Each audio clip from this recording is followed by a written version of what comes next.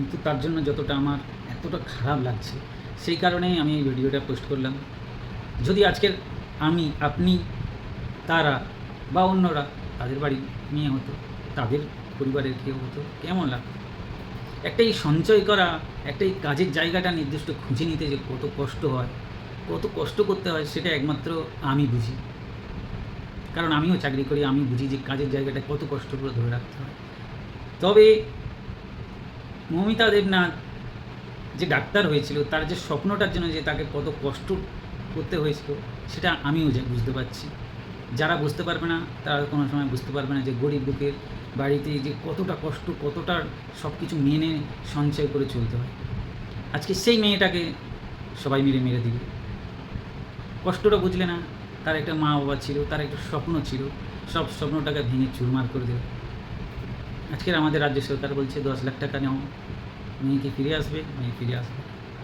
সেটাই হলো কথা, যে একটা মেয়ের সঙ্গে এরকম নির্মমভাবে অত্যাচার করে কী দরকার ছিল? কী দরকার ছিল? আজকে সে গরিব বাড়ির মেয়ে বলে বিশেষ কিছু করতে পারছে না, তার পাশে আমাদের পশ্চিমবাংলা, ওয়েস্ট বেঙ্গলের সব লোকরা আছে, তাও কিছু হচ্ছে না। আজকের শুভশেষ গঙ্গোপাধ্যায়, যে আমি নিউজে শুনলাম, উনি বলল যে কিছুই হবে না, সিবিআইও কিছু করবে না, যে যার মতন চুপে হবে, যে যার চুপচাপ হয়ে যাবে, কিছুই হতে পারবে না। কারণ উনি একটা জজ, উনি যা বলেছে ঠিকই বলেছে। তবে আমি ভগবানের কাছে প্রার্থনা করব ঠিক এটার যেন উল্টোই হয়, এর বিচার যেন আমরা পাই, আমরা যেন দেখতে পারি, আমাদের মনটা যেন শান্তি পায় যে মৌমিতা দেবনাথকে যারা যারা এরকম নিষ্ঠুরভাবে অত্যাচার করে খুন করেছে, তাদের যেন শাস্তি হয়।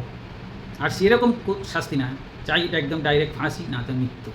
আর রাজ্য সরকারকে এটাই বলবো, আপনারা যখন পারছেন না, আমাদের পাবলিকের উপর ছেড়ে দিন, আমরাই দেখে নেব। এর পরবর্তী যেন আমাদের ওয়েস্ট বেঙ্গলের কোনো মেয়ে, কোনো মা বোনের প্রতি যেন এরকম অত্যাচার না হয়, এটাই আমি আপনাদের কাছে বলতে চাই। আপনারা শক্ত হন, এই লড়াইতে আমাদেরকে জিততেই হবে।